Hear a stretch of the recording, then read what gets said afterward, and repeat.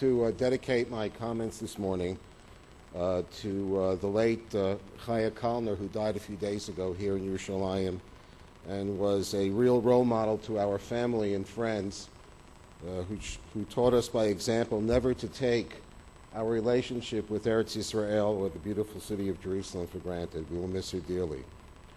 For those of you who don't know and are getting on that early flight back to Newark, if you hurry up, there is a dinner tonight at NYU Law School, a very prestigious Hauser dinner, and of course the keynote speaker, Richard Goldstone.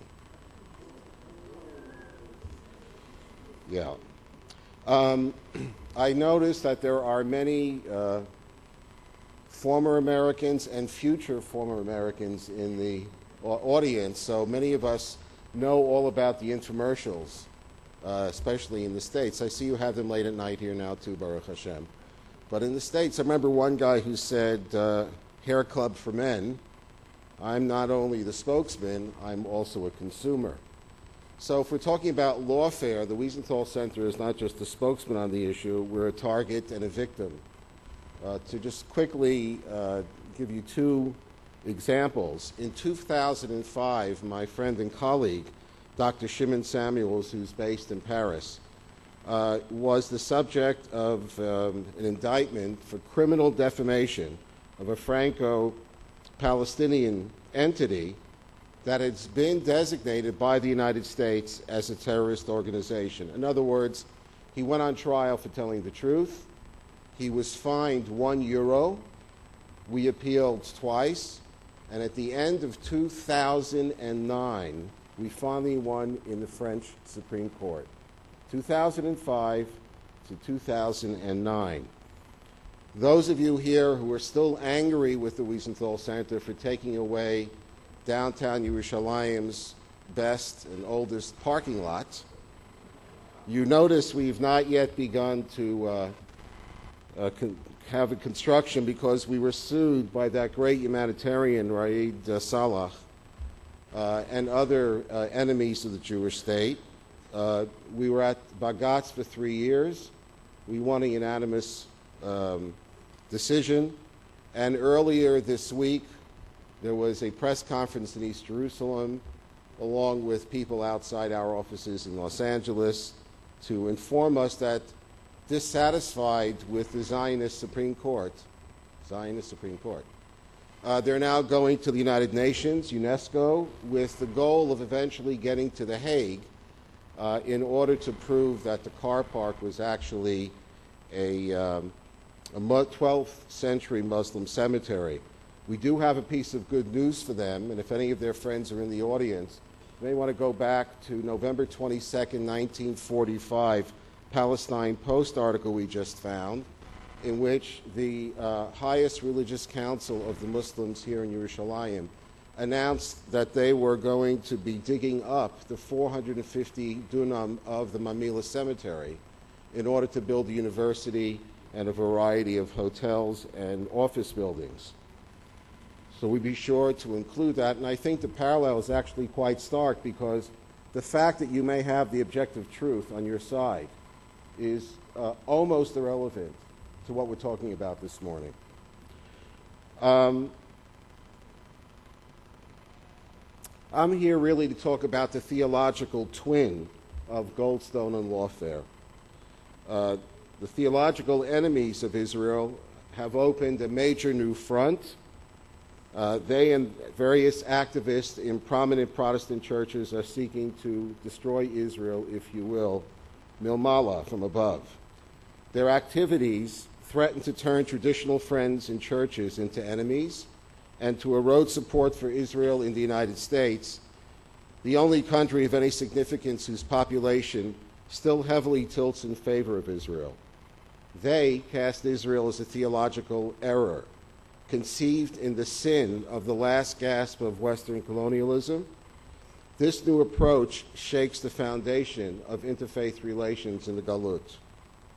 The mapping of this theological war against the Jewish state traces to the World Council of Churches, the WCC, an umbrella organization of liberal Protestant bodies claiming membership of hundreds of church groups and 580 million worshipers. In 2007, it convened the Churches Together for Peace and Justice, the Middle East Conference, that produced a document known as the Amman Call. While condemning violence and endorsing a two-state solution, it identified Israel's occupation as the chief villain in the Holy Land, disregarding 7 decades of terrorism and violence directed at Jews, dating back long before Israel captured the West Bank in 1967, back to the 1920s, 2 decades prior to the founding of Medinat Yisrael in 1948. The Amman Call urged the dismantling of Israel's security fence that has saved thousands of Jewish, Muslim, and Christian lives by thwarting suicide terror. Most significantly, the Amman Call denies Israel's right to exist as a Jewish state because it stipulates a Palestinian right of return.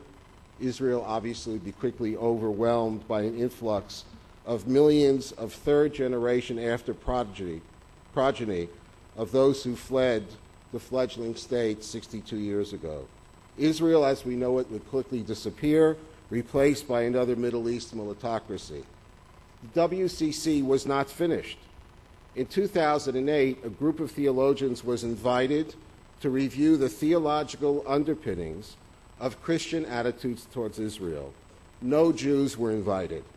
The resulting Bern perspective called on Christians to listen to new understandings of biblical text, especially those championed by Arabs.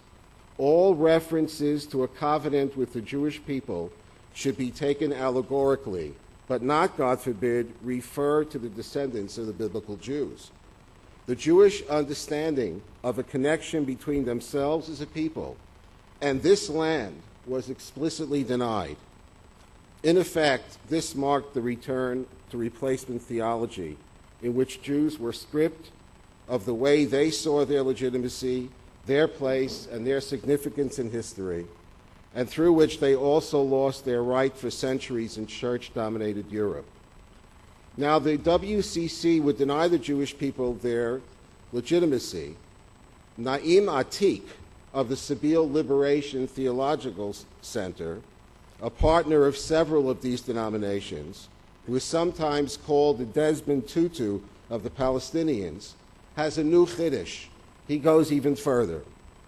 He refuses to acknowledge any link between biblical covenants regarding the land and the Jewish people, but he has no compunction about confirming all the curses of the Bible and threats of exile from the land as referring specifically to modern Jews.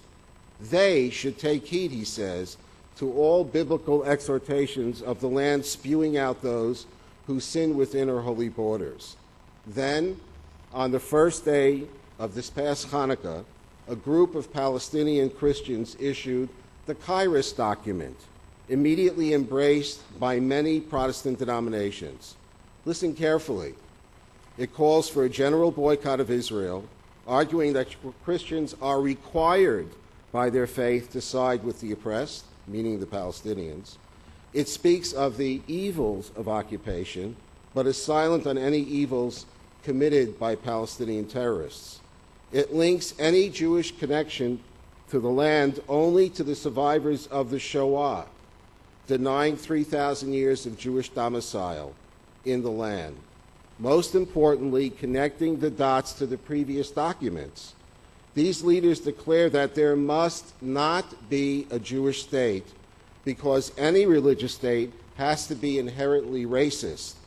It ignores the state religions of England, Norway, Greece, Denmark, Argentina, and I found out Thailand, not to mention the 24 officially and oppressively Muslim states right here in this neighborhood. Kairos launches a new biblical fundamentalism in which specialness is reserved exclusively for Palestinians. The Jews, they're written out of the scriptures. Within days, Kairos won accolades from different Protestant and Catholic groups. The most serious impact so far comes from a church whose leadership takes pride of being in the first place in the campaign against Israel. I speak of the Presbyterian Church USA, which in 2004 was the first mainline American Protestant group to call for divestment from Israel. The move proved enormously unpopular with the rank and file of the church, and the move was rescinded in 2006. In 2008, its General Assembly considered and accepted what everyone thought were mutually exclusive overtures, one pro-Palestinian and one more balanced. One of them called for greater balance in church policies. Nonetheless, the special committee to prepare a comprehensive study focused on Israel-Palestine that was subsequently assembled, including only one pro-Israel member who soon quit in disgust. The Committee of 9 had at least 7 members and 3 staffers who had strong indications of pro-Palestinian views before they were ever appointed. Several were direct imports from PCUSA's Israel-Palestine Mission Network, whose blog had hosted anti-Semitic videos and materials from Muslim terrorist groups. On February 2, 2010, a press release told the world what to expect from the committee's upcoming report. It will ask the United States government to, quote, employ the strategic use of influence and the withholding of financial and military aid, unquote, from Israel. It will concede Israel's right to exist, but append an apology to the Palestinians for that concession. In the words of one member of the committee, quote, to say this, the right of Israel to exist, is to give Israel a pass on the way Israel was created and denies the legitimacy of the Palestinian people. Perhaps most importantly, it will enthusiastically endorse the Kairos document. Altogether, the PCUSA report should be considered as nothing less than a declaration of war on Israel and her supporters. While suffering enormous losses in membership in recent years, they are hugely overrepresented in the U.S. Congress, with 33 members in the House and 13 members in the Senate. Within its ranks are some of the staunchest and most reliable friends of Israel, but these members seldom have the stamina to work effectively against salaried propagandists within the church administration, and the new church policy will reverberate across other Christian groups. In closing, it took Christians centuries to launch the Reformation and Counter-Reformation that freed them from bad politics and allowed churches to concentrate on the missions of spiritual teachings and service. Today, we Jews must call on fair-minded Christians to reject the call to retreat to this atavistic theology. Jews must reach out to Presbyterians and alert them to the efforts of a minority to subvert their expressed will. They will then hopefully reject that committee report. Our experience over the last 5 years has found that the rank and file of PCUSA is generally committed to fairness and balance. The friends are there. They need to be reached by their pro-Israel neighbors before the theologically tinged poison does its irrevocable damage. Like the anti-Israel diplomatic and academic campaigns already underway, these religious calls and documents will not improve the life of a single Palestinian, but instead, by denigrating and denying the validity of Jewish aspirations, they could succeed in empowering terrorists and anti-Semites and throw the world of interfaith relations into darkness and disarray. The WCC, Sabeel, PCUSA have thrown down the gauntlet. The time for Israel and her Jewish and Christian supporters to deal with this new threat has arrived. Thank you.